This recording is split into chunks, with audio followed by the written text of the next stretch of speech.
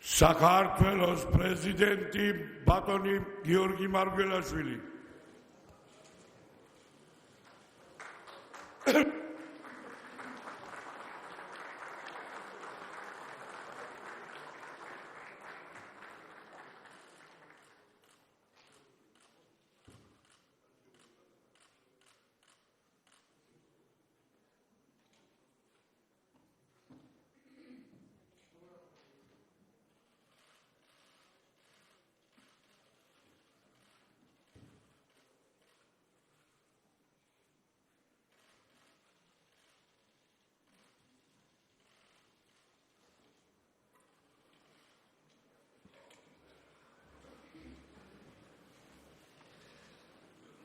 მოგესალმებით.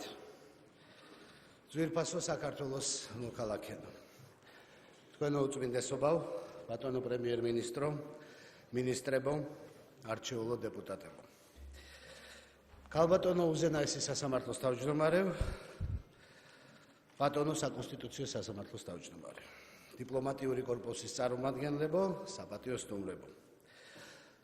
პატივცემულო დეპუტატებო, გილოცავთ გამარჯვებას 2016 წლის ოქტომბრის საპარლამენტო არჩევნებში და გისურვებთ წარმატებულ მოღვაწეობას ქვეყნის საკეთილდღეოდ. დღეს ახალი პარლამენტის წინაშე გამოსვლისას უპირველესად მინდა ჩემი პატივისცემა დაუდასტურო საქართველოს მოსახლეობას, რომელმაც მე-9 პარლამენტის არჩევით კიდევ ერთი მნიშვნელოვანი ნაბიჯი გადადგა ქართული სახელმწიფოებრიობის გამტკიცების გზაზე. მინდა მადლობა უთხრა ყველა იმ სადამკვირვებლო მისიას, პოლიტიკურ პარტიებს, საარჩევნო კომისიას, მედიას, რომლებმაც ერთად უზრუნველყვეს დემოკრატიული სახელმწიფოებრივი პროცესის მემკვიდრეობითობა.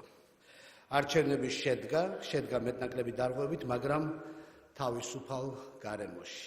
შედეგად საქართველოს ყავს დემოკრატიულად არჩეული 150 დეპუტატი, რომელიც განახორციელებს მომავალი საკანონმდებლო და აღმასრულებელი ხელისუფლების ფორმირებას. მე არაერთხელ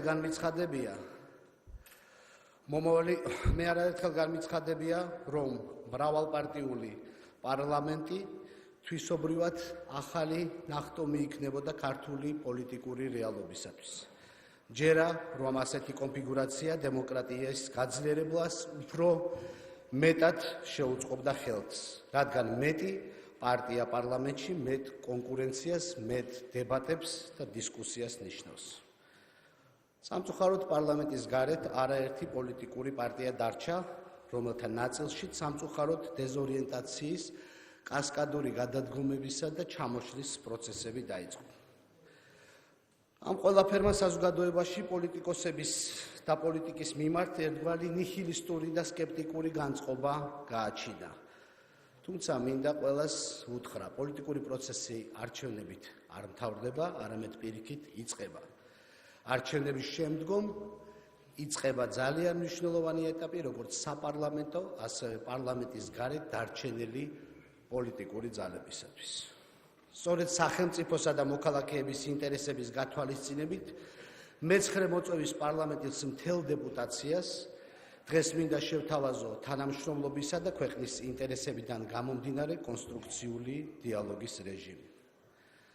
ამასთან ერთად არ შემიძლია არ აღვნიშნო, რომ განვლილი 3 წლის განმავლობაში ჩემი საპრეზიდენტო დღის წესრიგის მნიშვნელოვან ნაწილს წარმოადგენდა ინსტიტუციების, მათ შორის საპრეზიდენტო ინსტიტუტის დაცვა. ეს არ იყო ჩემი არჩევანი, ეს იყო ის რეალობა, რომელიც ჩემსა და ჩემი გუნდის წინაშე დადგა. მიმაჩნია, რომ ამ საკითხებზე ნაკლები დრო და ენერგია რომ დახარჯულიყო, პრეზიდენტის და სხვა უწყებათა რესურსი უკეთესად მოხმარდებოდა როგორც ქვეყნის, ასევე თითოეული მოქალაქის ინტერესებს. ამიტომ ერთის მხრივ მინდა კიდევ ერთხელ დაგიდასტუროთ, რომ ვერ შევეგუები სახელმწიფოებრივი ინსტიტუტების, მედიის, სამოქალაქო საზოგადოების, საქართველოს მოქალაქეთა ინსტიტუციური, კონსტიტუციური უფლებების შელახვის ჩანაფიქრსაც კი ამავე დროს მეორეს მხრივ მინდა მოგახსენოთ, რომ გამოვთქვავ მზად ყოფნას აქტიური თანამშრომლობისთვის. დღეს ამ პარლამენტში ხმათა უმრავლესობა, კონსტიტუციური უმრავლესობა ეკუთვნის ერთ პარტიას, რომელიც სრულიად ლეგიტიმურად დაამტკიცებს მომავალ მთავრობას. ამასთან ერთად ბოლო 4 წლის მანძილზე იგივე პოლიტიკური გუნდის მიერ 6 წლის ვადით იქნენ შერჩეული და დანიშნული მთავარი პროკურორი და სახელმწიფო უსაფრთხოების სამსახურის ხელმძღვანელი. ასევე აღნიშნავ, რომ იუსტიციის საბჭოს ფორმირების პროცესში სერიოზული გავლენა ისევ ქართული ოცნების ხელშია. შესაბამისად, როგორც ამ ქვეყნის დემოკრატიის გარანტი, გიდასტურებთ დემოკრატიულ პროცესს განსაკუთრებული ყურადღება და გაფრთხილება ესაჭიროება. შეგახსენებთ მარტივ ჭეშმარიტებას, ხელისუფლების ჭარბი კონცენტრაცია საშიშია ყოველგვარი ბოროტი განზრახვის გარეშეც კი. ამიტომ გთავაზობთ ყველამ ერთად თანხმობითა და თანამშრომლობით შექმნილი ვითარება ვაქციოთ პროგნოზირებად და კეთილდღეობაზე ორიენტირებულ სტაბილურობად. გამოწვევები ვაქციოთ შესაძლებლობებად. ამისთვის სრულად უნდა ავამუშავოთ ხელისუფლების შტოთა გამიჯვნის, ბალანსის და გაწონასწორების მექანიზმები. შევქმნათ დამატებითი ინსტრუმენტები სამოქალაქო ჩართულობისთვის. ამის გათვალისწინებით მზად ვარ დავამკვიდრო პრობლემურ სტრატეგიულ მნიშვნელოვან საკითხებზე წინასწარი კონსულტაციების პრაქტიკა. მზად ვარ წარმოგიდგინოთ ჩემეული ხედვად შემოგთავაზოთ ის საკითხები, რაც ჩემი აზრით უპირველესად საჭიროებს დახვეწასა და სრულყოფას. დავიწყებ დღევანდელობის ერთ-ერთი უმწვავესი პრობლემით. დღეს ჩვენ მოსახლეობის უდიდეს ნაწილს ყველაზე მეტად არსებული ეკონომიკური ვითარება, უმუშევრობა და მძიმე სოციალური პრობლემები აწუხებს. დღეს ჩვენი ხალხი ახალი პარლამენტისა და მომავალი მთავრობისგან პრობლემათა გადაჭრას ელის. შესაბამისად, მივმართავ მმართველ პარტიას. დღეს თქვენ გაქვთ ყველა შესაძლებლობა თქვენს მიერ გაცემული ყველა დაპირება შეასრულოთ. პირველ ყოვლისა ეს არის საკონსტიტუციო უმრავლესობა პარლამენტში, რომელიც ნამდვილად ძლიერი არაღია ნებისმიერი რეფორმების განსახორციელებად. თქვენ ასევე გაქვთ საზოგადოებისგან ახლად მონიჭებული სრული პოლიტიკური მანდატი. თქვენ გაქვთ ბიზნეს სექტორის მხარდაჭერა და უპრობლემო თანამშრომლობა ეროვნულ ბანკთან. შესაბამისად, დღეს აქტიური მოქმედებების დროა თამამი არაორდინალური ნაბიჯების, რომელიც ქვეყნის უკეთეს მომავალს უზრუნველყოფს. მოიზიდავს ინვესტიციებს, დაასტაბილურებს ლარს, მე კი ყოველთვის ვიქნები მხარდამჭერი იმ რეფორმების, რომელიც მოქალაქეთა მეტი კეთილდღეობისკენ არის ორიენტირებული. რაც შეეხება საკონსტიტუციო ცვლილებებს, მჯერა, რომ კონსტიტუციურ სისტემაში მთავარი არა იმდენად მოდელის დახვეწილობა, არამედ კონსტიტუციონალიზმის ერთგულების ტრადიცია. არსებობენ ქვეყნები, სადაც კონსტიტუციონალიზმი საერთოდ დაუწერელი კონსტიტუციით ან საუკუნეების წინ შექმნილი დოკუმენტით იდეალურად ხორციელდება. ნათელია, რომ ამის გარანტი არის არაპოლიტიკური კლასის, პოლიტიკური კლასის და საზოგადოების კონსტიტუციონალიზმის ტრადიციისადმი ერთგულება. ამ თვალსაზრისით ქართულ კონსტიტუციონალიზმს სწორედ რომ არახარსახარბიელო კონსტიტუციის პოლიტიკურ ინტერესებზე მორგების ტრადიცია გააჩნია. შესაბამისად, გიდასტურებთ, რომ კონსტიტუციის 2013 წლის რედაქციას აქვს ხარვეზები, მაგრამ მთავარი და უკვე სამწუხარო ტრადიციად ქცეული ხარვეზი იქნება თამაშის წესების რომელიმე პოლიტიკური ჯგუფის ინტერესებზე მორგება. მთავარი და დღეს ჩვენ სახელმწიფოს ესაჭიროება სწორედ ბალანსის და გაწონასწორების მექანიზმის გამყარებაა და არა ყველა შტოსა და ინსტიტუციის ერთხელში თავმოყრა. შესაბამისად, ნათლად ვხედავ რა კონსტიტუციის გადახვედრისა საერთო თანხმობის მიღწევის აუცილებლობას მე მხარი დაუჭირე პრემიერ-მინისტრის ინიციატივას და მაღალი სანდოობის უზრუნელ საყოფლად შევთავაზე ცვლილებებზე მომუშავე ჯგუფის შექმნა პრეზიდენტთან, პარლამენტის თავმჯდომარისა და პრემიერ-მინისტრის თანათავმჯდომარეობით, რომელიც საქართველოს პარლამენტს ვენეციის კომისიის ჩართულობით მომზადებულ საზოგადოებრივი პოლიტიკური თანხმობის დოკუმენტს წარუდგენს. ბალანსისა და გაწონასწორების სისტემებზე საუბარი აზრს მოკლებულია თუ სასამართლო არ იქნება პოლიტიკური გავლენისგან თავისუფალი. სასამართლო სისტემის გაჯანსაღება არის ქართული სახელმწიფოს ერთ-ერთი უმთავრესი გამოწვევა.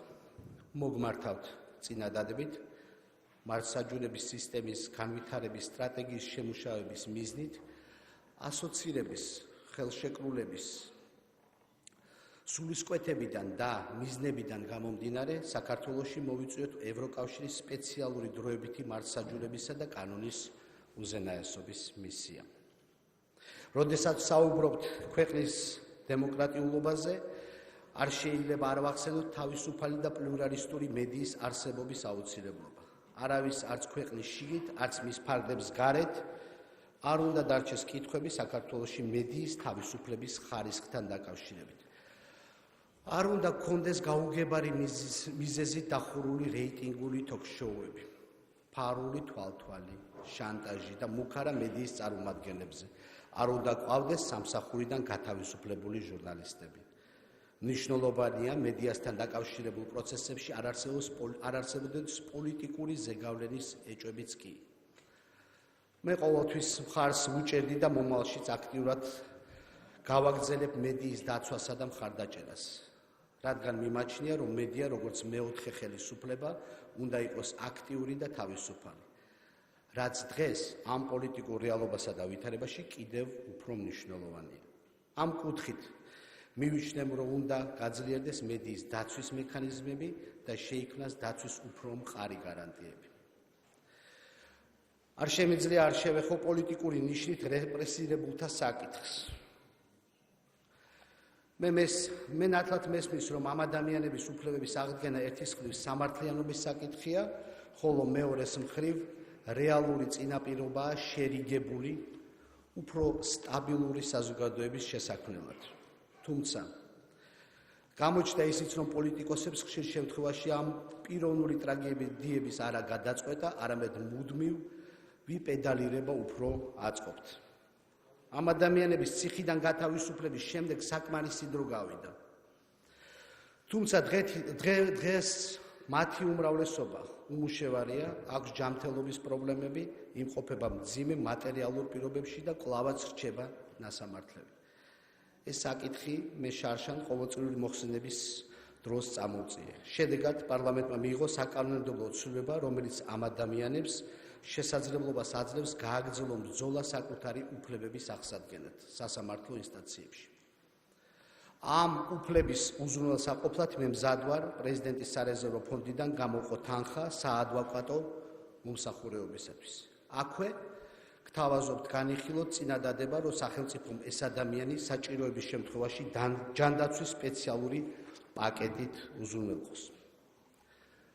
დღეს აქ გამოსვლისას არ შეიძლება არ შევეხო ქვეყნის წინაშე არსებულ საგარეო გამოწვევებს.